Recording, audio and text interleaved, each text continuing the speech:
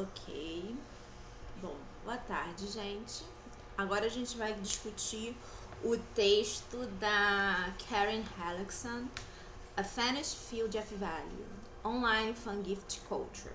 Okay? Esse texto ele é de 2009, então ele é relativamente antigo, né? Tem umas conversas que elas estão meio ultrapassadas, né? A gente pode dizer assim. Mas vamos lá. A primeira coisa que o texto traz é a questão do. Ela dá uma. Ela começa com uma. Com uma. Como se chama? É um panorama de como é a vida de de uma fangirl ali, né? Ela não fala fangirl, mas é de um fã, mas nós sabemos ali que ela está se referindo especificamente a fãs de mídia, né? Que então, em sua maioria, são mulheres. Então, ali de 2009, né, aquele momento ali de 2009, tanto ela fala do Live Journal e muitas atividades relacionadas ao pessoal que ficava no Live Journal, né? Que era bem popular, né? Eu mesmo participei do Live Journal entre 2006 e início de 2010, que aí meados de 2010 eu acabei mudando pro Tumblr. Então ela dá um panorama e ela fala como como aquelas nossas atividades fora do meio de fandom não faziam sentido. E se um outsider, eu não sei com uma boa palavra pra pensar outsider agora, a gente vai ser outsider mesmo, por toda a palestra, so sorry. Um outsider não iria entender o que está acontecendo. Forasteiro. Forasteiro, uma boa, obrigada. Forasteiro, né, não conseguiria entender o que tá acontecendo, tá? E aí ela comenta, né, o que de determinadas práticas que são comuns, né? A ideia dos comentários, né, que ela funciona para diversos tipos de coisa, principalmente para autores quando a gente pensa em fanfiction, né? Você tem ali análise de episódio, ou até mesmo livro, às vezes fique mesmo, análise de personagem, coisas assim, né? Inclusive, eu não sei se o pessoal lembra, mas tinha.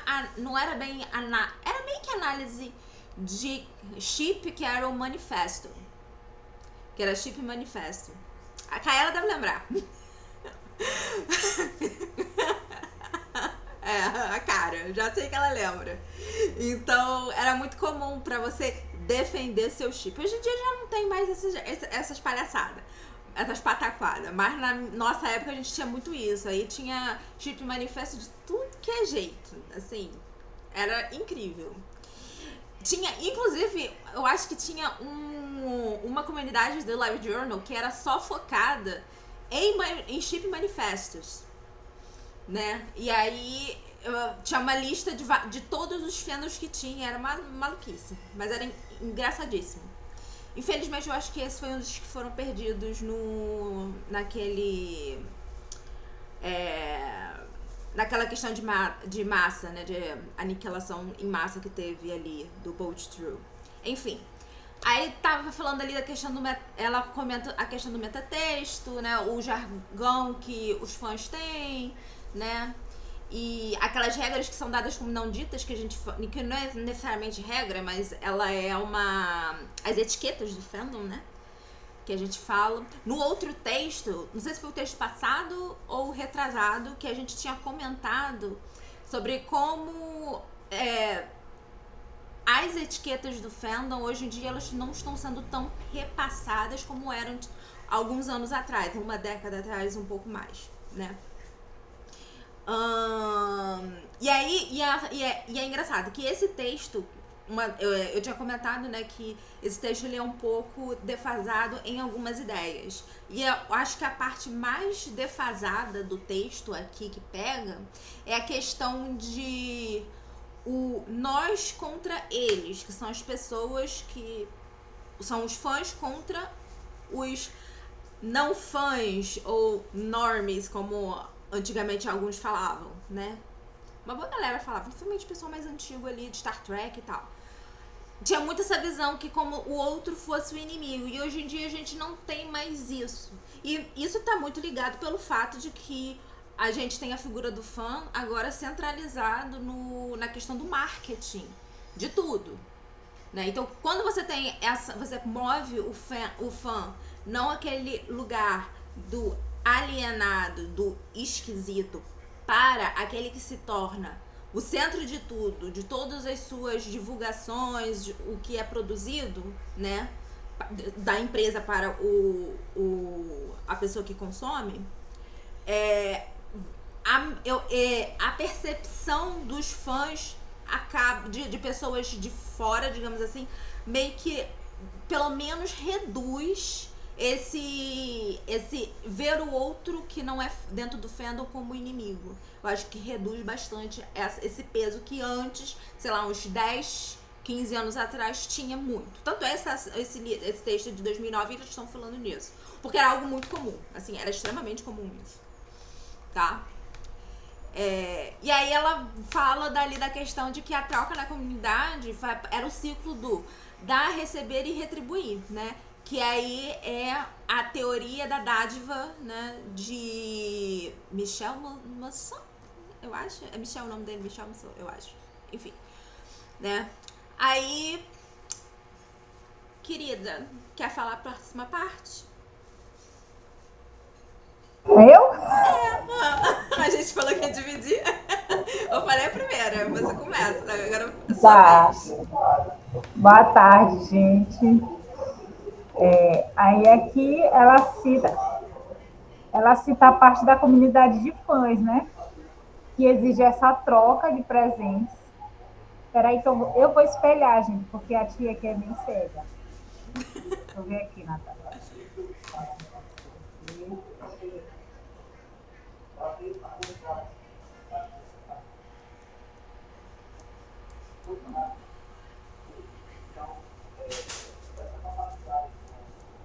Tá. Eu só botar maior aqui. Tá. Aqui, né, onde a Natália falou a questão da comunidade de fãs. Elas exigem troca de presentes, né? Ela não se paga para ler ficções de fã, nem assistir a um vídeo de música feito por fãs. Ou seja, toda a produção de fã que existe na comunidade, antes, até um pouquinho agora também, não se paga. Hoje em dia a gente já tem algumas comunidades que já estão pagando, já tem alguns sites que eu acompanho, tem um site específico brasileiro que agora ele começou a cobrar, só que o dinheiro vai para quem escreve as narrativas. Então, se você é fã de um determinado autor e aí quer ajudar ele a produzir mais textos, você pode mandar um valor X para ele e aí vai para esse autor, não vai para o site, vai para esse autor. Não tem ainda muitas informações, porque eu não assisti a reunião desse site que eles estão produzindo, mas agora tem. E tem outros sites, né, que a gente paga assinatura para ler fanfic, mas obrigatoriamente a fanfic ela não você não paga para ler. Mas hoje em dia os sites já estão cobrando, algumas plataformas também. Aqui, as obras de fãs são oferecidas gratuitamente dentro de um contexto específico, modo apropriado de pagamento. Ou seja, esse modo apropriado de pagamento seria essa retribuição, esse presente, essa dádiva, né? Como a Natália falou lá em cima. A exigência anticomercial dos trabalhos de fãs. Os trabalhos de fãs, eles não são comercializados. Por quê? Porque eles têm medo de serem processados pelos produtores de conteúdo por violação de direitos autorais. Porque a partir do momento que você começa a comercializar um produto que tem seu direito autoral, você vai estar o quê? Você vai estar ferindo a lei, a legislação. Então, você vai responder por esses atos. Então, os fãs acreditam que, não cobrando, eles estão livres, né, entre aspas, de responder. Mas só que não acontece, porque você só pode utilizar, manipular uma produção se você tivesse o direito cedido, falar com o detentor desse direito autoral e ele autorizar você a fazer essa manipulação. Mesmo que a gente não comercialize, entre aspas, a gente está ferindo, entre aspas, né? O direito autoral, porque cai naquela margem que tem a lei brasileira de que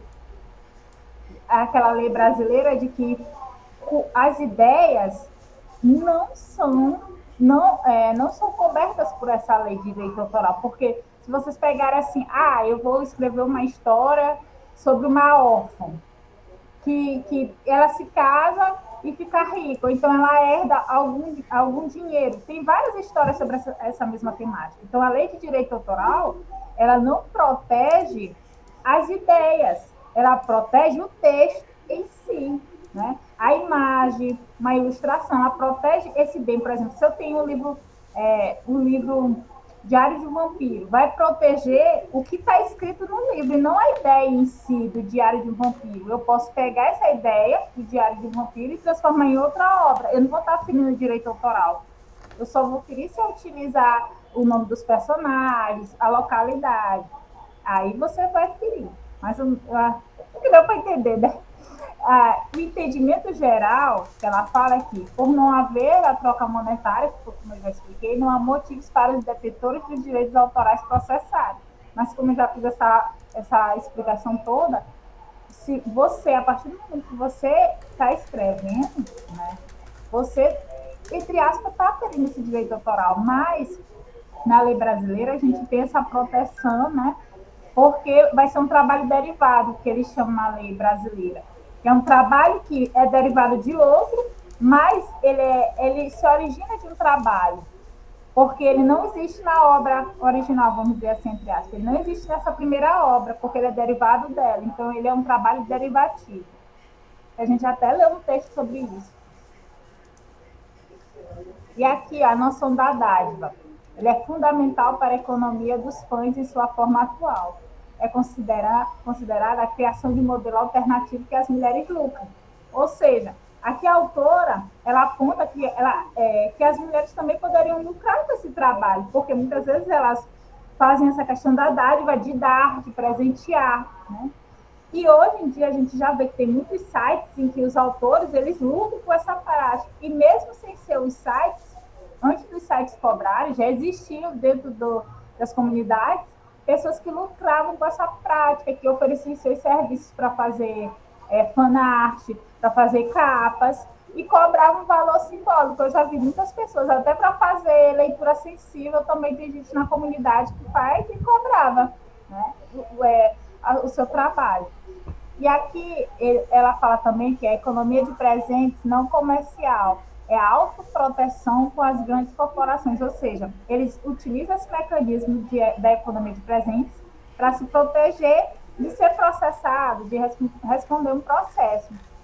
E aqui ela também destaca que o fenômeno de mídia online é a cultura de presentes no âmbito simbólico. Ele é complexo e até mesmo excludente, ou seja, ele é complexo porque tem vários tipos de presente que você pode dar a esse escritor.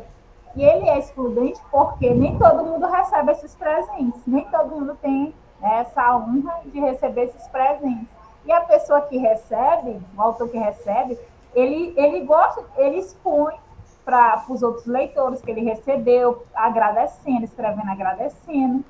E ele também coloca o comentário do que achou, porque muitas vezes o seu leitor também pode escrever algo que se inspirou na sua história e te mandar o link e pedir para você dar uma lida, para você dar o seu aval dessa história. Acontece muito.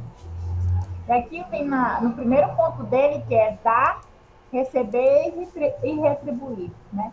Presentes que os fãs trocam. É a peça central do fandom. Dentro desse fandom existem muitas essas trocas, porque ela vai exigir habilidade e esforço para serem feitos. Não é todo mundo sabe fazer isso não, gente. Tem muita gente que tem o dom de desenhar, Hoje em dia a gente tem um Canva da vida, um Adobe, e aí já fica um pouco mais fácil. Mas antigamente o pessoal fazia era desenhar mesmo. Então não é todo mundo que tem essa habilidade, né? Então por isso que ele coloca como exige habilidade e esforço. E aqui ela pontua como obras de arte, vídeos, podcast, ficção de fãs, imagens manipuladas, análises narrativas, arquivos de ficção de fã, fórum de quadro de avisos, galeria de capturas de telas e Wix. Então, tudo isso é um esforço e essa habilidade desse fã que quer agradar esse autor, ou não só agradar, mas agradecer pela obra que esse autor está disponibilizando para ele ler. E também agradecer pelo tempo que ele está gastando para escrever, para criar, para postar essa história. Né? E os itens trocados não têm valor fora do contexto de fã, é aqui. Esses desenhos, essas produções, essas obras de arte só vai ter valor dentro do fandom, né, do contexto do fã. Se eu tiro ele desse contexto de fã, vai ser apenas um desenho. Né? Se um pai ou uma mãe ou uma professora pegar esse desenho de um determinado personagem, vai dizer, que bonito, legal. Né?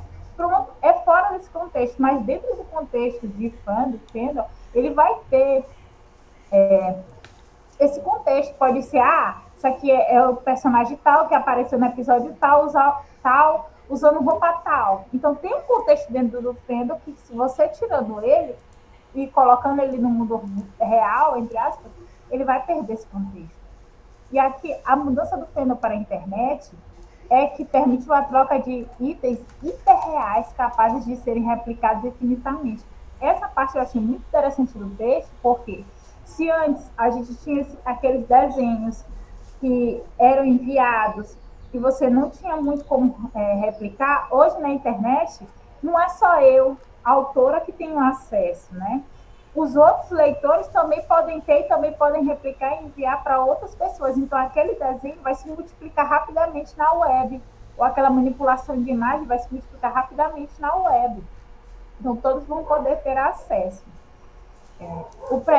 Presentes do Live Journal, que é o que também nos outros sites de fanfic, é o tempo e habilidade, é o presente do esforço, né? Eu tenho para mostrar como é que é o presente do Live Journal. Aqui, vou rapidinho trocar o teu. Pra quem tá curioso, que raios é isso de presente do Live Journal? É isso aqui.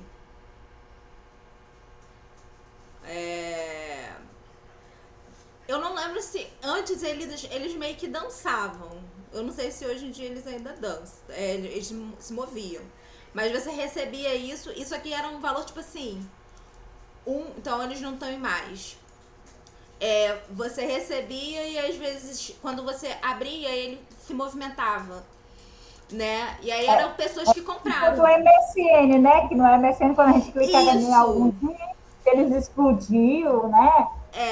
Aqui, ó, eu tenho bastante virtual gifts. Aí o pessoal me mandava, e no meu aniversário tinha gente que me mandava feliz aniversário, não sei o que, e era tudo dos seguidores meus. Isso aqui era um valor, era tipo assim, eram $2, $3 na época. Então imagina, o pessoal sempre pagando para as pessoas receberem, era isso. E só isso, pode continuar. Só pra vocês entenderem o que era esse virtual gift que ela tava falando.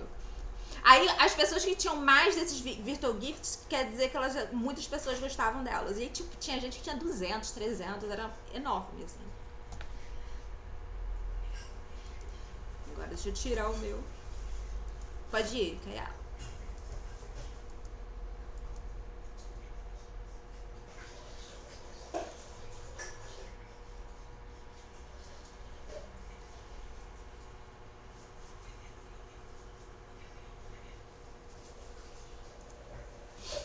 Pronto. Só aumentar que eu subi. Né?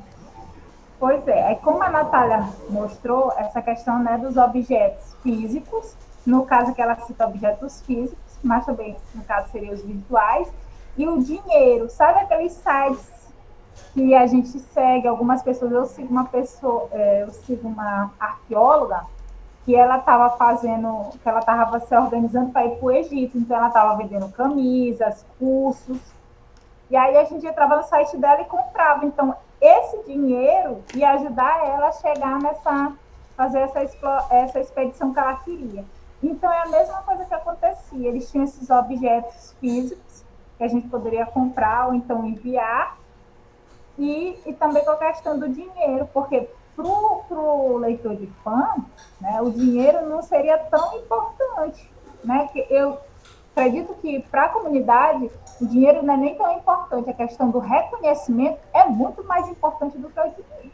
Porque se você é reconhecido perante a sua comunidade, se você escreve sobre determinado chip e aí alguém pede nos comentários, eu queria ler uma fanfic sobre determinado chip, ou ver uma criação de fã sobre determinado chip, e te indicar, isso quer dizer que a comunidade reconhece que o teu trabalho é bom, que é uma referência em determinado chip. Então, se a gente pensar desse lado, o dinheiro para a comunidade de fandom não é tão importante. Claro que o dinheiro é bom, ajuda a melhorar o sistema, algumas coisas, mas para o fã é muito mais gratificante você ser reconhecido para a comunidade, entre os seus iguais, ser uma referência, do que o dinheiro em si. Né? Teve uma época que eu escrevi uma fanfic que eu ganhei, né? Não foi nem eu ganhar um presente, mas teve uma leitora minha que eu fazia sobre determinados personagens, e aí eu utilizava determinados atores. Então, o que ela fez? Ela achou uma montagem desses dois autores juntos e me mandou o link. Olha, Kaela, para utilizar na tua fanfic que eu achei. Eu achei muito legal da parte dela, né?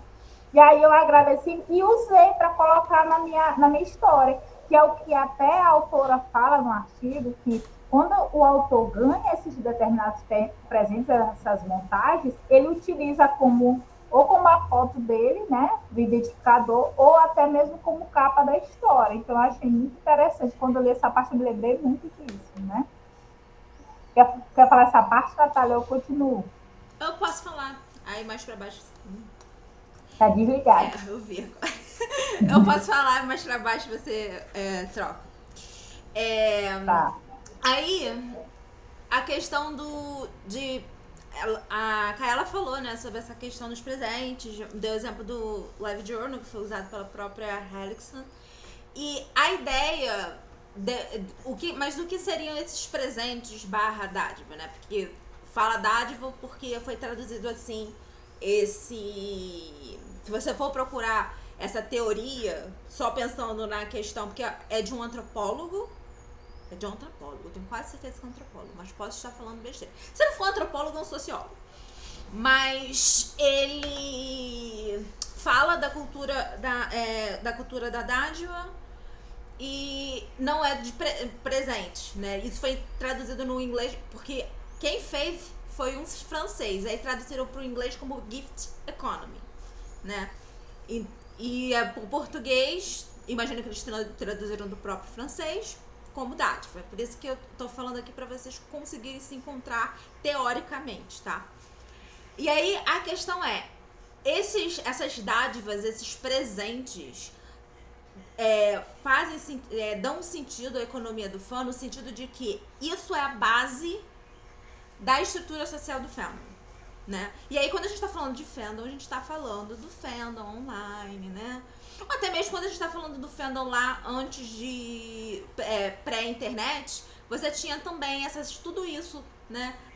Esses presentes que não eram bem presentes, eram presentes porque tipo, ninguém lucrava com as coisas que faziam, né? Mesmo que tivessem um trabalho danado para fazer tudo.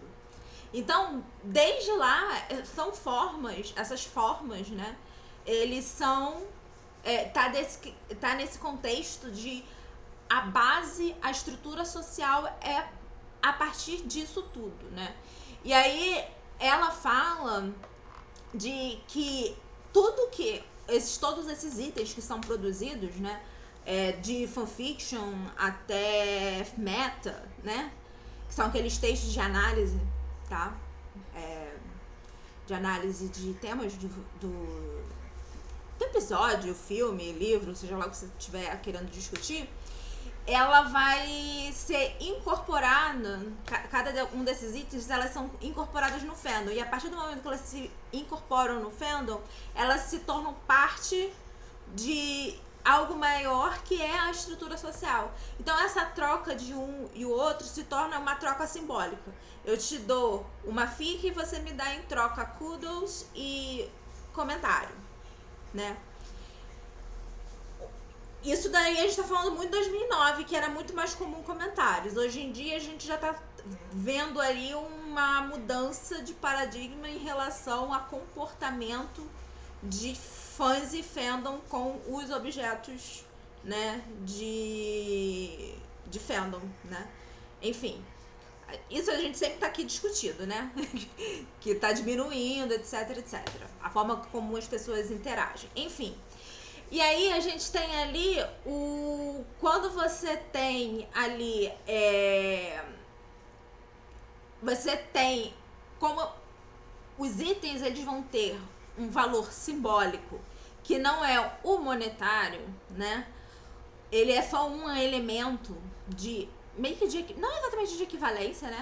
Mas assim, quando você coloca ali algo que tenha o valor comercial, você está rompendo com a estrutura social da economia de fã, que é o que acontece, né, quando entra ali alguma coisa que o fã vai lucrar, teoricamente, né? Mas mais para baixo eles, né, vão falar do caso do Fanlib, etc, etc. Enfim,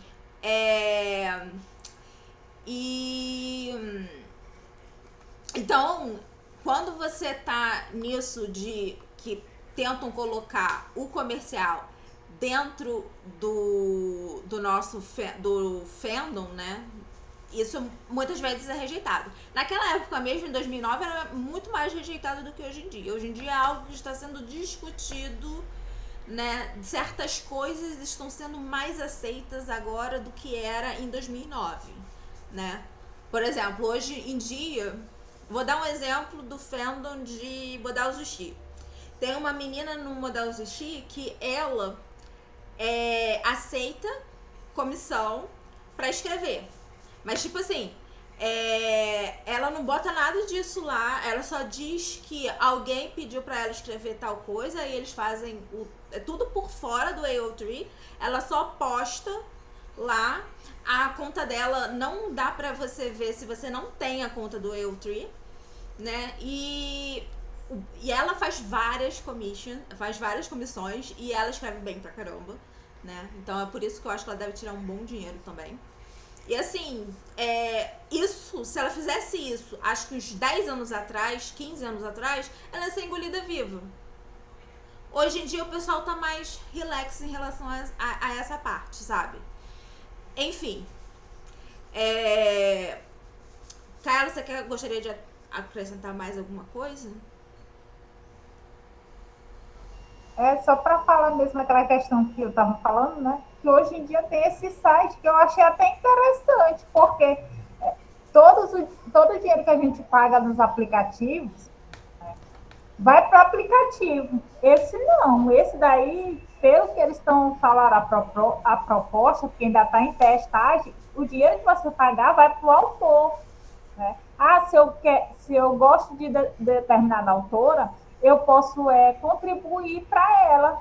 Então, eu posso doar esse dinheiro para ela continuar escrevendo.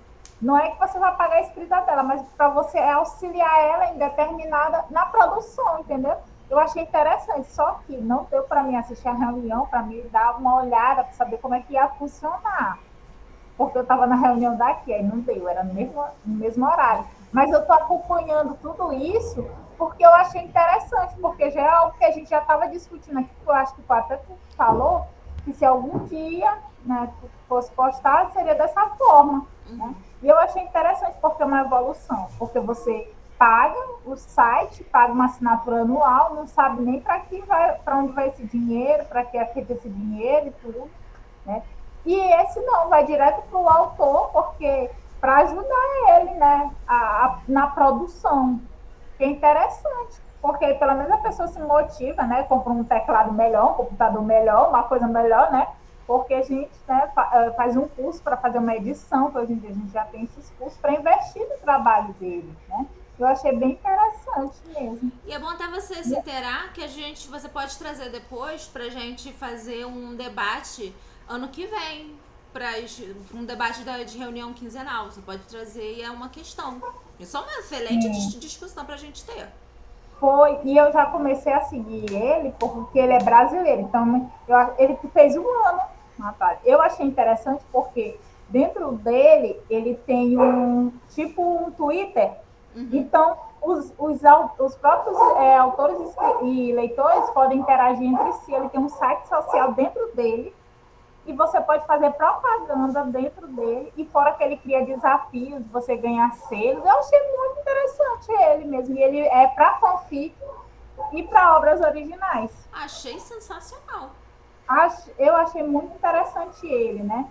E antes ele estava só no aplicativo de celular, agora já tá para o desktop. Então, essas pessoas que estão participando desse programa são pessoas que se inscreveram, né, autores que se inscreveram para fazer a testagem para ver se funciona. Então, é o beta, não liberou para todo mundo esse mecanismo, só para algumas pessoas que se inscreveram, porque eles estão testando para ver se vai funcionar ou não. Mas eu achei muito interessante, uma evolução muito interessante da questão de escrita de fanfic. Depois bota lá na conversa fiada pra gente, pelo menos, olhar como é que é a interface do negócio, porque eu acho muito bom pra gente conversar sobre. Eu acho assim, incrível. Bom, alguém aqui tá querendo fazer algum comentário? Que a gente já tá tipo na metade. Vai, Juliana, pode falar. Oi, gente, boa tarde. Perdoa a minha voz, eu tô um pouco gripada. Mas eu queria falar, acho que são duas coisinhas, assim. Eu ouvi vocês falando sobre essa questão de quanto que, às vezes, para quem tá produzindo, é importante também essa questão de você se sentir retribuído, se sentir. Não sei explicar, mas você, tipo, você fez uma coisa pra algum autor e aí você vê que ele tá, tipo, que ele gostou daquilo, que ele tá usando. Mas eu também lembro que no texto, quando eu tava lendo, ele falou também um pouco de como esses fãs talvez deviam começar a, tipo, meio que fazer dinheiro em cima disso, assim. E eu me deixou pensando muito também quando vocês estavam falando, porque eu falei, cara, tem essa questão de você fazer por amor, mas eu acho que talvez, tipo assim, ter uma remuneração, porque, poxa, é muito trabalho, é muita dedicação, é muita coisa assim. E aí, no finalzinho, ele foi falando também dessa página, dessa plataforma que foi a Fanlib, né? Eu não conhecia, eu conheci pelo texto, eu até pesquisei um pouco mais sobre. E eu achei interessante o fato das pessoas, tipo, gostei das pessoas terem ido contra, porque não é uma coisa que foi feita pelos fãs para os fãs, né? Deu pra perceber que foi feita, eu vi que depois foi comprada pela Disney, alguma coisa assim. Mas foi feita, tipo, de empresas maiores querendo lucrar em cima do produto dos fãs. Aí eu fiquei, tipo, nessa dúvida, assim, será que é possível fazer uma coisa que, tipo, seja feita pelos fãs e para os fãs, mas que ainda mexa com dinheiro? Aí eu fiquei. E aí, o que a Kaela falou também, achei que talvez isso possa. Essa plataforma que ela comentou, talvez possa ser, tipo, a chave para essa resposta, sabe? Talvez se fosse, tipo assim, meio beirando ali as nuances, por exemplo, YouTube. Teoricamente você não pode ganhar dinheiro com imagens de outras coisas. Mas você tem o pessoal de Reactor. O Reactor pode ganhar o dinheiro se ele fizer o suficiente. Mas assim, ele vai estar vendo ali pela view. Não é ganhando dinheiro vendendo o negócio. Então, se eles conseguirem meio que driblar ali essa questão, ó, a gente vai, número de, sei lá, cada view você recebe 10 centavos, né? Então, ali você talvez ganhe alguma coisa por conta disso. Se for mais ou menos, eu não sei exatamente como funciona, mas eu imagino que deve ter alguma forma de você driblar. Não é possível, sabe? Então, talvez se for nessa lógica e não de você, ó, tô vendendo fique de fulano de tal com fulano de tal. Talvez a gente consiga fazer alguma coisa. Mas eu acho muito difícil. Eu acho que As outros tipos de arte, né, tirando a fanfiction, elas são muito mais fáceis de se tornarem rentáveis do que fic. E apesar de que fic é o coração do fandom, basicamente. Porque quando tu fala de fandom, a primeira atividade que vem na cabeça de qualquer pessoa é fanfiction. Não adianta. Tu fala de fandom fic. Não tem nada comparável, né? E ironicamente é a única que a gente não consegue criar lucro. Mas paradoxos, não é mesmo? Kaela, quer adicionar mais alguma coisa em relação ao que a Juliana falou? Não. Não. Não. Ok, então vou para o próximo que a gente já tinha lido. Um outro aspecto que foi interessante foi uma reflexão. Eu achei assim, ficou meio enrolada, não sei se vocês concordarão comigo, mas aquele momento ali que ela dá uma enrolada no texto, que ela tá falando da questão do fandom e tal, aí do nada ela fala sobre a questão de gênero e como as mulheres são vistas da mesma dádiva. Eu falei, de onde ela tirou isso tão rapidamente? Ela foi assim... Foi tão brusco que eu fiquei atordoada. Eu falei, não, pera. Você acalma. Então, assim, não sei se foi porque foi questão de quantidade de página que era em relação ao local que ela publicou e tal. Porque eu conheço a escrita da Hellickson, ela não é muito de fazer isso. Mas eu achei que ficou meio confuso, né? E aí... Quando ela vai falar, aí ela vai fazer uma reflexão da questão do papel da mulher em si na sociedade. E como ela é a noção de ser a própria dádiva, né? Que ela fala da economia da dádiva, novamente. E aí, como as mulheres são a própria dádiva. Por quê? Porque as mulheres, na maior parte das sociedades ali, né? Vai ser tarefa do feminino, né, de manter laços sociais, né? O homem vai estar ali muito mais na esfera jurídica, econômica, política, enquanto a social é das mulheres, né? Tanto é que ela é a que toma conta da casa, ela é a que faz ponte com outras famílias e coisas assim, né? Principalmente a gente está pensando assim, matriarcas, não são matriarcas, né? Elas são lá a senhora da casa, mas quem manda é o marido. Né? Principalmente quando a gente for pensar que a gente está analisando coisas do século passado e até bem antes, tá? Então, como as mulheres ela tem esse papel social, ela também tá ali para meio que resguardar a manutenção da cultura patriarcal, que acontece bastante. Inclusive, eu não lembro, a gente teve uma discussão parecida com não realmente parecida com isso, mas a gente tinha, eu não sei se a gente teve sobre cultura patriarcal exatamente, mas que a gente falava como as próprias mulheres às vezes passavam mão na cabeça dos filhos homens, exatamente, e é por isso que perpetuava muito os problemas do patriarcado, porque as mães estão passando a mão na cabeça ao invés de criar ressignificar ali a masculinidade do filho, etc. Né? Então, isso é um problema. E aqui é uma das questões que ela aponta. Ela não aponta isso que eu tô falando, mas ela fala do papel que a mulher tem, muitas das vezes, de manter ali a cultura patriarcal, né? E ela é a que vai trabalhar ali com a questão do aspecto emocional. E aí a gente pode fazer uma ponte com a ideia do fandom transformativo.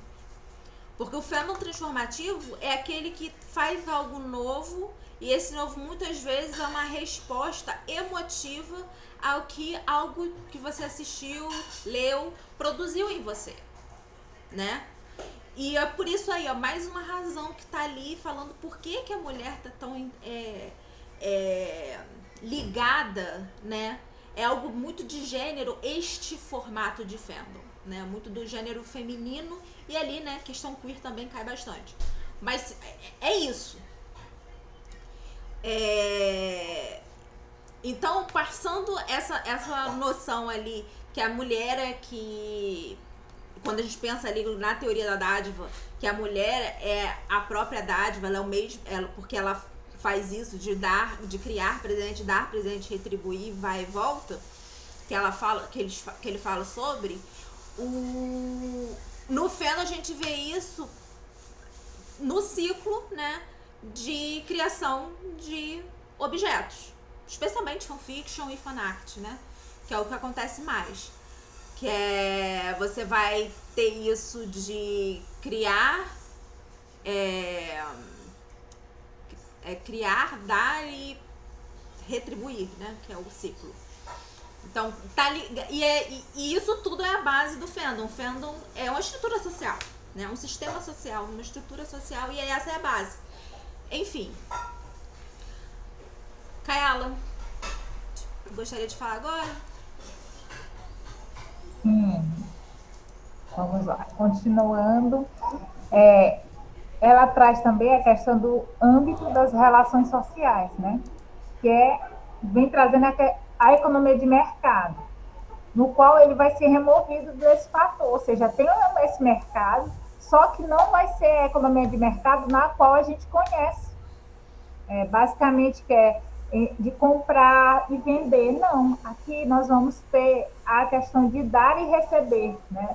E aqui ele pontua muito, os presentes são relacionados ao aspecto do eu, que como a gente já falou no esquema anterior, que é a questão do seu tempo, seu talento, seu esforço. Porque quando você vai dar um presente manual, é um pedaço de você, é uma criação sua. Né? Então é algo íntimo, é algo que você não dá para todo mundo, são para poucas pessoas. Então, essa economia desse mercado, vamos chamar que seja um mercado mais pessoal, um mercado mais intimista, porque é um pedaço seu que você vai dar, um aspecto de você que ela se alimenta, né? E ela inverte o papel da mulher e do presente. Porque antes a mulher era aquela que só dava presente, só dava. Aqui não, aqui ela vai permitir que a mulher tenha o poder da ação. Ou seja, ela vai produzir o presente, ela vai poder escolher para quem dá o presente, assim como ela vai poder aceitar o presente ou não. Né? Que é o que falta nos modelos patriarcais tradicionais, no qual é a mulher a provedora do lar. A função da mulher é prover, educar e cuidar. Né? Então, o homem, aqui, ela fala a questão do constrói um novo espaço de gênero. Que foi que a Natália falou, meu Deus, o que é que quer dizer? Gente, eu coloquei assim que eu entendi, porque eu também achei que ela viajou legal nisso aqui. Então, constrói um novo espaço de gênero, eu entendi que depende da circulação de presentes e repudia o modelo monetário considerado masculino, ou seja, esse espaço de gênero que ela está construindo, feminino, com um aspecto do eu, vai depender dessa circulação desses presentes, sem ser do modelo monetário, porque essas relações sociais que existem dentro do fandom não envolvem dinheiro. Não envolvem dinheiro, porque dinheiro para elas seria algo masculino, que o homem só pensa em ganhar, em ganhar, em ganhar. E a mulher não, como a gente vê na questão aqui, que a gente vê que ela vê essa questão de dar e receber, de produzir algo com o seu talento, com o seu tempo, né? E aqui a gente traz os objetivos das transações dentro das comunidades no fandom de mídia online. Essas transações, ela tem um espaço estável, porque eles são separados por estratégias que excluem pessoas da vida real, permitindo uma identidade de gênero alternativa. Ou seja, ele é um espaço estável porque eu posso separar a Kayala, né? A pessoa Kayala, pessoa física Kayala, da pessoa do fandom. Então, eu posso ter duas identidades diferentes, né? Que é o que a maioria das pessoas utilizam, né? Dentro do fandom tem o seu nome, mas dentro do fandom ela é reconhecida por outro nome. Então, eu posso separar essas duas pessoas. E também serve também para que a pessoa possa separar a sua identidade pessoal para não misturar, porque tem muita... Hoje em dia nem tanto. Eu acho que... hoje em dia nem tanto, mas tem muitas pessoas que não utilizam o nome, elas não utilizam o nome verdadeiro, porque se elas utilizarem o nome verdadeiro, pode sofrer alguma certa de constrangimento por participar da comunidade. Acontece, gente. Assim, eu não tive esse problema, porque quando o nego descobriu que eu fazia fanfic, já era meu nome mesmo, então eu utilizava meu nome. Né? E aí as pessoas nunca acreditaram que meu nome é meu nome. Então achavam que era um nome meu fictício. Só foram saber porque, como eu fiz a monografia baseada, então eu tive que revelar meu nome para a comunidade. Então, meu nome, eu não tenho mais um segredo, sigilo. Todo mundo sabe, né?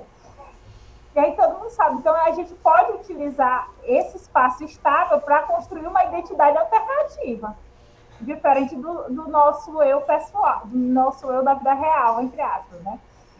As mulheres, ela destaca que cria um sistema de troca baseado em presentes simbólicos, representando o eu ao mesmo tempo que constitui a comunidade, ou seja, essa comunidade é feita com base nas trocas simbólicas, né, que é a questão dos presentes, dos podcasts que elas falam, das fanarts, até das histórias também, que você pode criar uma outra história baseada com os personagens que você está lendo dessa fanfic. E aqui ela salienta que o fandom não é a única expressão de troca, mas obteve facilidades de transações baseadas na web, tornando-se cada vez mais visíveis. O fandom ele não é o único local para você fazer essa troca, porque existem as convenções. Então você vai para convenções fazer essas trocas. Mas o fandom hoje se tornou muito mais visível por causa da internet. A internet é muito mais fácil receber um presente lá do sul ou então do outro país, do que eu ir para uma convenção e aí eu vim trocar experiências e trocar esses presentes. É um pouco mais difícil. Mas é tudo mais rápido com a internet, né? Eu sempre pontuo que fandom e fanfic já existia antes da internet. A internet só permitiu que a gente tivesse mais acesso à comunidade e também mais disponibilidade de leituras e de formas de escrita.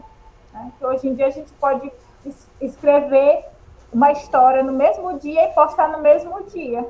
Que antes era mais complicado a gente disponibilizar para leitura, hoje não. Então hoje a gente já tem mais um acesso. Então, toda vez que eu falo, eu sempre gosto de pontuar, gente, fanfic, qualquer produção de fãs já existia antes da internet, não é por causa da internet que existiu, porque as pessoas pensam, né? Ah, eu não para me fazer fanfic tem que ser só na internet. Não, gente, você pode fazer fanfic num pedaço de papel e depois digita se quiser, né? Então, porque às vezes a pessoa diz, eu quero fazer, disponibilizar uma atividade para fazer com a questão de fanfic, né? As pessoas, quando eu vou fazer, elas falam, tá, mas tem que ter internet. Não, meu irmão, bora para um pedaço de papel. O primeiro recurso, pedaço de papel, e os alunos fazem desenhos muito bons, criativos. Por isso que eu estou dizendo que é uma questão do eu. Né? Tem pessoas que desenham muito bem e se descobrem lá. Se descobrem verdadeiros artistas por causa da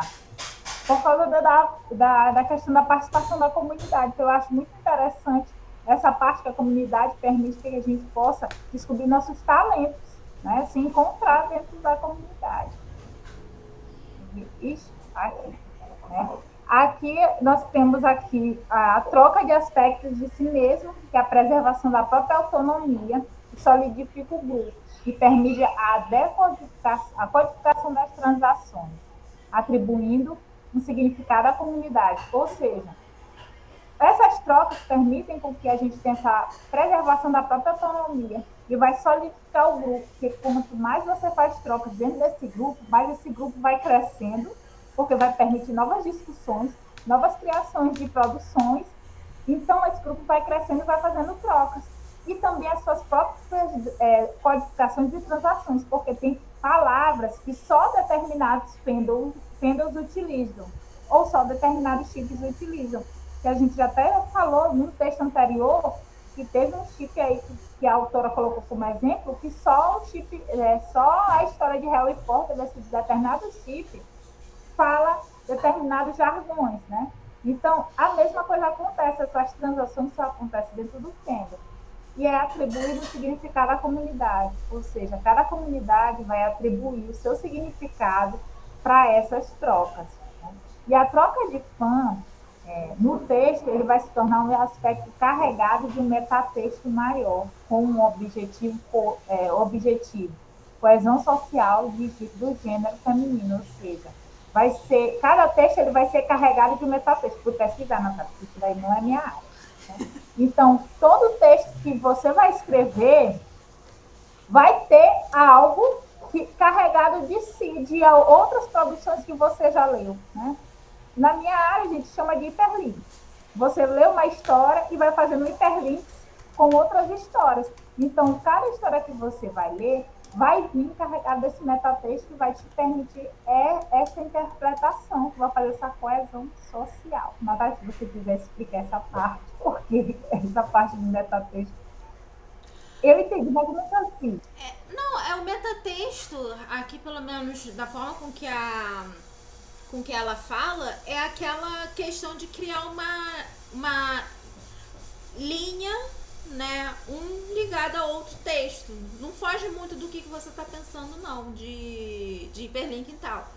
Porque é exatamente o que a gente faz.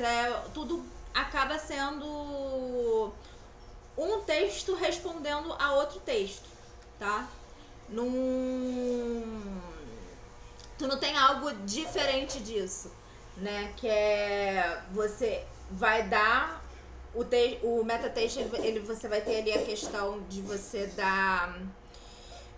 criar outros textos que vão criar um texto máximo que vai ser meio que dentro, vai ser uma construção, as percepções que inclui todos os outros textinhos que tinha aparecido anteriormente. É basicamente isso. Essa seria a ideia, assim, de forma mais simplificada possível, tá? Tentando passar para uma linguagem mais acessível possível, seria mais ou menos essa ideia. Mas metatexto é isso, é um texto conectado com outro, ou um texto que cria com outro baseado em algo anterior. Tá bem, Laís. Tchau, tchau. Bom fim de semana. E aí ela vai falar de que como cada um desses textos, né, que é um item oferecido, ela vai representar um aspecto doador, né, que é o tempo, talento e desejo. E aí eu acho que é uma parte interessante de refletir como, por exemplo, se a gente for pegar Tree de exemplo, a maior parte dos textos a gente sabe por pesquisas, né, de censo, que é criado por mulheres, né? Mais de 70% ali de mulheres, pessoas que se identificam como mulheres. E a maior parte dessas mulheres também são LGBT. E a maior parte desses trabalhos, das fics, dos fanworks que estão ali postados, porque muitas também não tem só necessariamente fanfic, são, da maioria, queer, né? Na verdade, vamos botar slash, né? Não quero falar gays, mas vamos botar homens que amam homens, no geral, para incluir todos, né? Ou chips ecleanos, como também é chamado. E então, assim, é meio que uma mulher dá um pedaço de si, mas esse pedaço de si tem ali algo de queer, tem algo de... Isso, na verdade, a Juliette que tá aqui me lembrou um teórico que eu usei para falar de queer. Eu não vou lembrar o nome do teórico agora, depois eu posso botar lá, para discutir o termo queer. E aí, o termo queer para ele ia além da sexualidade e gênero. O queer estava envolvido na política, em todos os ramos possíveis da sociedade, porque a ideia de ser queer é de você não estar naquela vivência heteronormativa cis branca, né? Então tudo que não caísse ali era meio que vista como queer, tá? Então é uma coisa a se pensar também, né? É um aspecto que a gente pode refletir e conversar sobre, né? E aí, e aí tem a questão, né, de como como eu posso falar isso? Como a dedicação de cada fã é um presente, uma resposta a alguma coisa que já foi realizada. Então, mas se eu não faço isso, isso não tem significado algum. Não, tem sim. Cada fã que participa é importante, porque ele é mais um que está fazendo a máquina do fandom rodar. Não tô querendo dizer máquina no sentido de algo comercial ou de produção, algo ligado a capitalismo, mas é mesmo nessa noção de um sistema que está vivo, né? Então, para esse sistema estar vivo, ele precisa de cada um dos fãs que estão ali participando, seja fazendo um comentário, seja produzindo alguma coisa, né?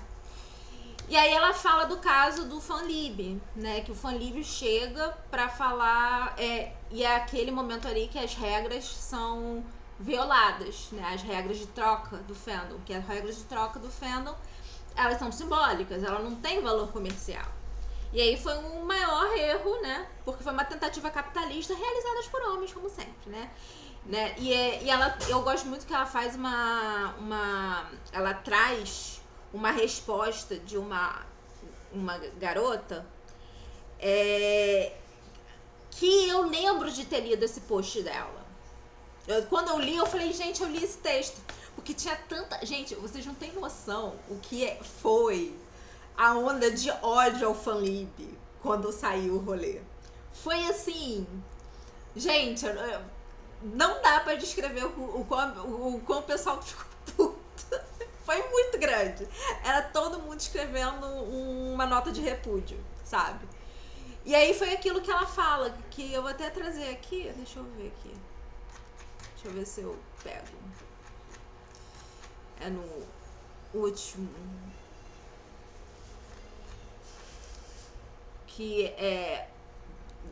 Fala, você não nos entende ou a nossa comunidade nem nos respeita.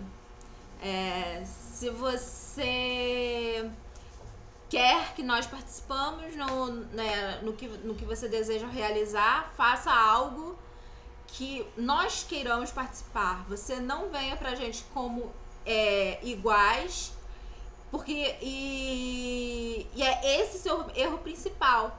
Você não pode construir uma nova comunidade no seu site muito bem regimentado e controlado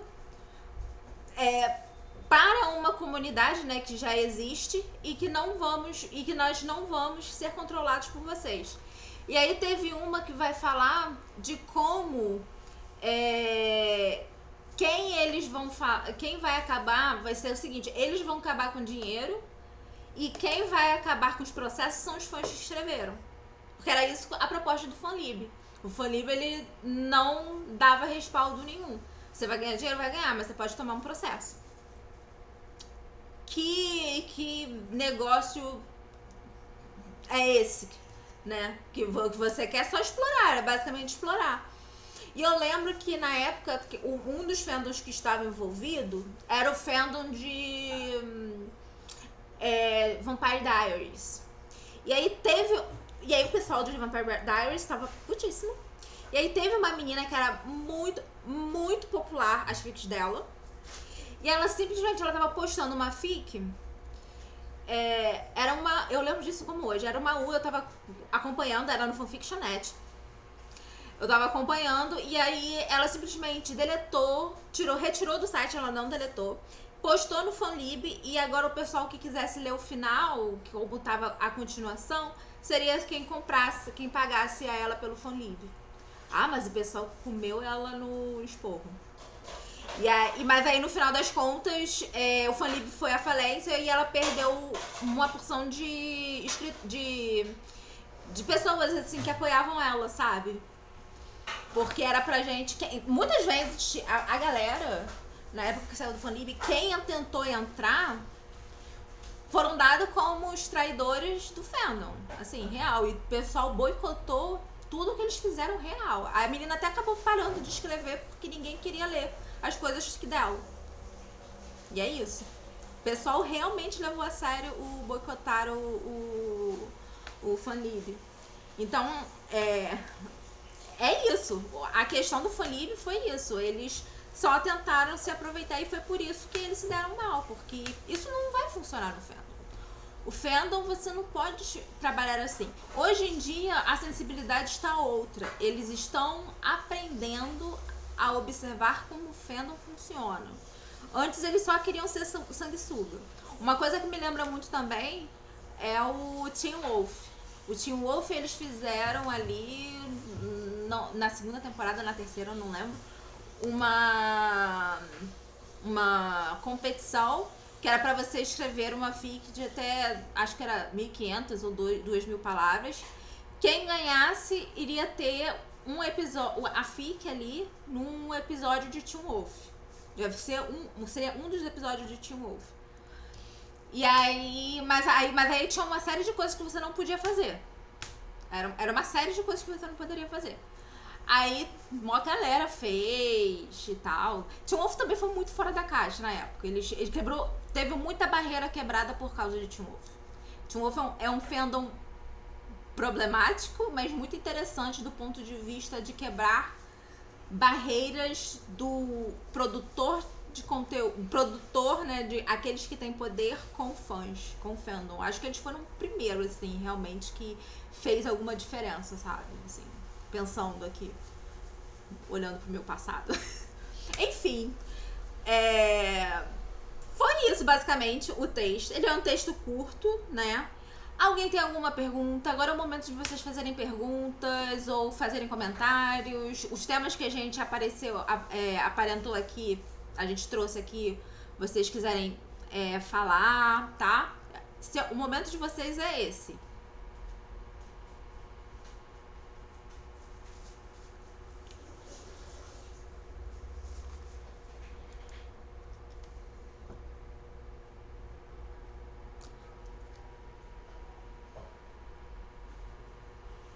Ninguém?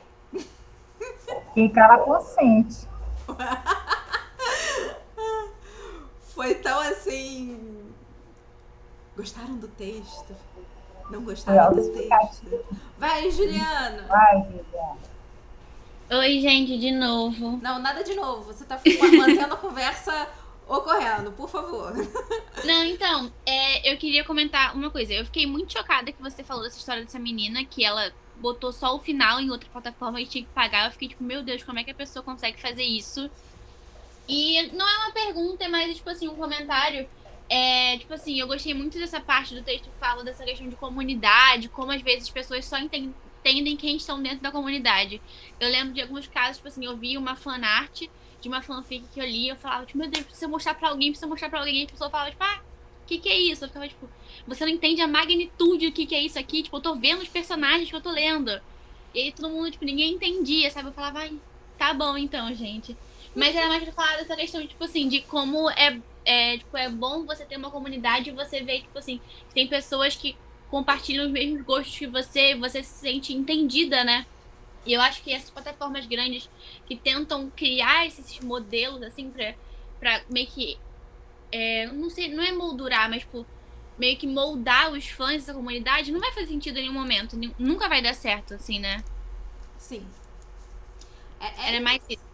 É isso, eu acho que o que você trouxe é muito isso mesmo. E a gente não tem muita ideia do nosso senso de comunidade até a gente parar pra pensar com quanto senso de comunidade a gente tem.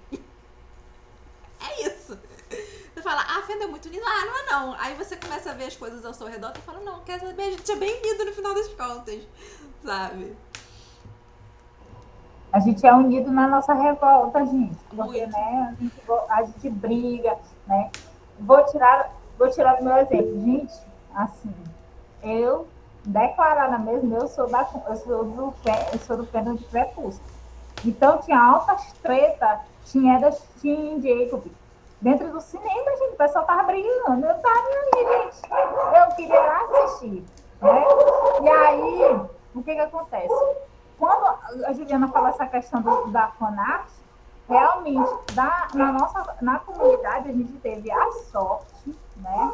Que depois, quando o Crepúsculo fez 10 anos, a Stephanie Meyer lançou o Guia Ilustrado. O Guia Ilustrado é a fanart para a gente, né? Porque a gente tem acesso a como a autora pensou esses personagens. Né? E aí, eu lembro que quando eu estava olhando, eu digo, meu Deus, fulano é assim, nossa, na minha cabeça era de outra forma, porque não parecia de nada com filme, muito menos com o que eu imaginei, né? Então a gente teve esse acesso, esse guia ilustrado, que eu sempre falo, para mim pode ser um dos exemplos de fanart também, porque foi ela que desenhou. Então, ela desenhou, então ela fez esse mapa dos personagens, das casas, dos carros, tudo ela criou. Então, aquilo ali é um guia, literalmente, da questão de fanart. Isso que a Juliana falou e que a autora fala é muito interessante, porque se você tirar essas produções de dentro do fandom e levar para o mundo real, como a gente fala, as pessoas não vão entender. É igual você tirar o termo fanfic da nossa comunidade, do que a gente estuda, e jogar no mundo real. Fanfic todo mundo fala que é mentira. Ah, isso aí é fanfic, é mentiroso. Então, o nome fanfic está sendo descaracterizado para ser uma gíria para mentiroso. Se vocês perceberem.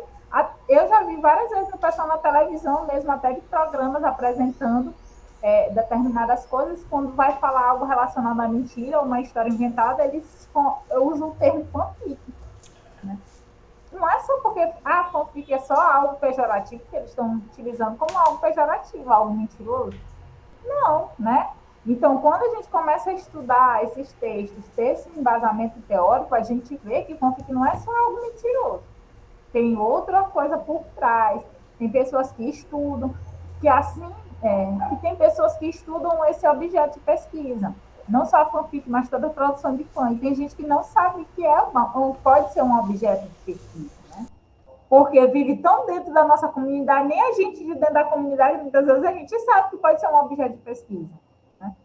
Então, é algo que quando eu li, que eu li esse texto, eu parei para pensar, realmente, a gente tem os nossos próprios mecanismos de produção, a nossa própria economia, porque a economia não é só economia monetária, gente, tem outros tipos de economia simbólica, que ela trouxe aqui. Então, a gente tem a nossa própria economia simbólica, só que dentro da nossa economia simbólica, a gente faz no automático, que a gente nem percebe o que está fazendo.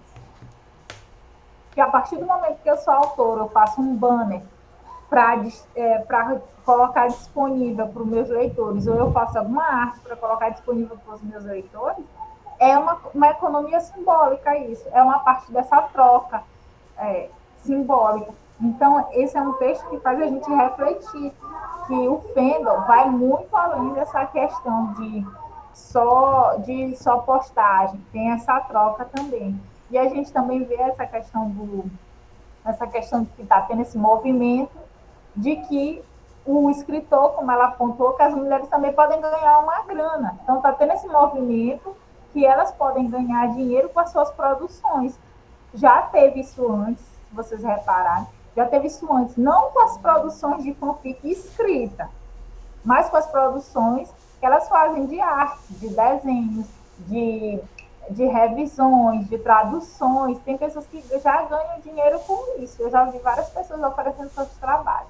Hoje em dia, já tem esse movimento das pessoas ganhando dinheiro, porque eu já li uma fanfic muito boa, por sinal, gente. Foi no Wattpad que eu descobri ela por acaso. Eu li muito boa ela, e a pessoa fez essa fanfic e postou no Kindle e fez o maior sucesso, mas ela ainda deixou a fanfic disponível. Então, ela tem essas duas modalidades. A fanfic que ela postou, né, no Kindle, eu não sei dizer para vocês se é a mesma não, se é copiada e colada, ou se ela alterou alguma coisa, ela escreveu que deve ter alterado, porque eu não comprei no Kindle, eu só li a fanfic.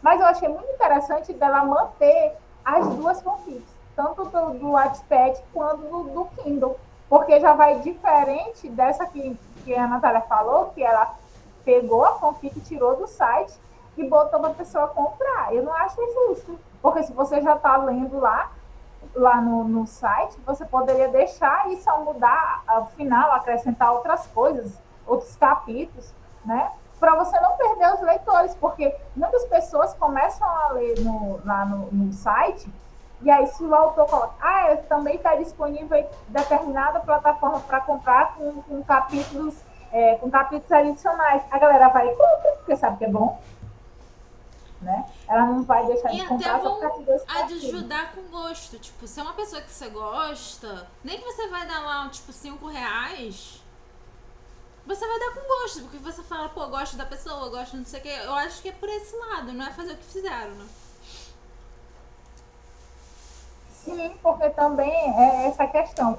A gente vê como uma traição, gente. A galera do Pena vê como uma traição, porque nós estamos já internalizados na gente que são produções gratuitas que a gente faz por amor, né? Por amor de fã, para ver a comunidade crescendo ou ter outras histórias disponíveis. Eu, por exemplo, eu crio história, primeiro eu vou atrás. Se eu não acho, eu vou criar. Porque eu quero ler determinado casal ou determinada história, e aí não tem. Eu vou atrás de criar, porque não tem. As maiores das minhas histórias são assim, né? Então eu vou atrás de criar. Então, quando você cria, você vai ofertar seu trabalho. E é algo que a gente já está enraizado no nosso DNA, né? Que é algo que é disponível para leitura, para compartilhamento. E quando você vê que uma pessoa está fazendo ganhando dinheiro, ainda mais dessa forma que, vamos dizer, para mim foi desonesto. Assim, meu ponto de vista foi desonesto, porque a pessoa já estava lendo no site público. E aí ela tirou lá tudinho e jogou para postar lá para cobrar, gente. Né? Assim, no meu ponto de vista, eu achei assim, desonesto. Eu ficaria chateada se eu fosse a leitora. Assim como eu fico chateada quando eu estou lendo uma história e do nada o pessoal exclui. Poxa, aí é complicado. O ódio que vem. Cara, eu fico. Ou então aquele pessoal começa a postar a história e some. Nunca mais apareceu. Teve uma vez que eu estava lendo uma história. Aí eu digo, meu Deus, nunca mais essa pessoa apareceu e tal, e botaram no Facebook, procura autora tal, e todo mundo procurando. Aí depois de passou um ano depois, aí veio uma pessoa que falou, tá, autora tal, gente, olha, deixa eu dizer, ela parou de postar porque a mulher morreu na pandemia, gente. Aí eu fiquei assim, meu Deus, fez sentido, mas é uma coisa que a gente não pensa. E se o autor morreu, gente? Porque Cara, pelo menos essa mas você sabe. tinha alguém para avisar, porque era algum conhecido dela, então avisou. E com esse pessoal que some, a gente nem sabe se morreu ou se está vivo. Tem uma autor, no AO3 eles têm um negócio chamado Quem vai herdar suas fics. Eu não sei, tem um título específico, tá? Mas ali você cadastra uma pessoa, ou acho que você dá pra cadastrar uma ou mais pessoas, que no caso de você morrer, a pessoa pode assumir essa tua conta e aí avisar que você morreu. E é por isso ali que não tem mais nada, etc. Né? O Facebook tem isso, que você pode... Eu não sabia que tinha essa coisa. Legal. Não sei se é o Facebook ou o Instagram, mas tem sim um negócio de alguém que você pode dar esse acesso. Só não sei como é que funciona, se a pessoa tem que fornecer alguma prova, né? Que senão, sei lá, a pessoa pode botar lá que você morreu, você não morreu, sei lá. Não Interessante. sei como é que é certinho, não, mas tem sim. Então eu acho que é uma coisa que a gente deveria começar a pensar. Eu acho que essa questão que a gente não pensa, se você morre ou se você fica de forma que não consegue mais postar e ninguém fica sabendo o que aconteceu com você. Eu acho que a gente devia, como pessoas mesmo, pensar, pelo menos, em ter um amigo que você confia a ter esse acesso pra ele poder postar. É avisar os outros. Tipo, então, gente, a pessoa morreu, infelizmente, não vai dar mais continuidade em nada. Sabe? Dar uma paz de espírito pros outros. Vai falar, fica lá, meu Deus, a mulher não postou mais e não sei o que. E quando a pessoa simplesmente faleceu, né? Enfim, mas eu acho que é uma situação interessante de pensar a questão da morte em fandom, né? A morte de fã em fandom. Porque todo mundo pensa, todo mundo novo, etc. Mas. Também morre. Mas também morre. Entendeu? A gente não pensa muito isso. Tem uma. E é um tipo. Eu não lembro se elas são antropólogas ou se elas são sociólogas. Tem duas pessoas que elas começaram, acho que uns 10 anos atrás, a começar a fazer pesquisa sobre ser fã ao longo da vida. Então, tá acompanhando pessoas que começaram no fandom cedo, tipo, desde 14 anos, 15 anos, e aí a idade adulta e como tá indo as coisas. E aí fica estudando, tipo, pessoal de fandom que é antigo, aí fala quando foi que entrou. E aí elas fazem pesquisa, elas estão fazendo um puta de um trabalho antropológico sobre como a vida do fã a longa data, não assim, aquele momento assim que às vezes um número considerável de pessoas passam, mas aqueles mesmo que estão aí há mais de uma década, né? Tipo, eu já tô quase 2 décadas. Então, assim, pessoas tipo eu, né? Tipo, outras pessoas que estão mais 3 décadas, 4 décadas, porque tem, né? Tem. Bom, enfim. Isso tá aí, um interessante, a gente ler um texto sobre isso. Isso seria legal da gente ver se a gente traz. A morte do autor, né? Literalmente. Literalmente, dessa vez a morte do autor é real. Tipo, o autor morreu. Vai com Deus. Todo mundo e aí a gente ficou, né? Porque acontece, a gente ficou sem saber, todo mundo jogando mil pragas na mulher, a mulher morta. Acontece, gente. Eu fiquei chocada, que eu não esperava, porque eu acho que a gente tem essa crença fenda, ninguém morre. A gente nunca pensa nisso, mas a gente tem que pensar. Bom, alguém quer acrescentar mais alguma coisa?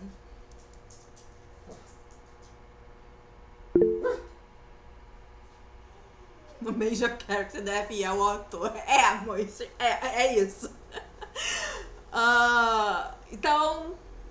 Então a gente vai terminar a nossa reunião aqui mesmo, tá? A reunião de reposição vai ser semana que vem. No dia 9 de dezembro. Dia 9 de dezembro, né? Não, dia 6. É dia 6 de dezembro. É 6 de dezembro? Eu não lembro. Deixa eu checar aqui, gente. É dia 6 de dezembro. Dia 6 de dezembro é a nossa reunião, a última reunião oficial. E aí, dia 19 de dezembro é a nossa última reunião do ano todo, tá? E aí a gente fecha o semestre, beleza? E ficamos por aqui, gente. Beijos, bom fim de semana e nos vemos na semana que vem. Quer dizer, na outra semana. Não, é semana que vem mesmo. Tchau. Tchau.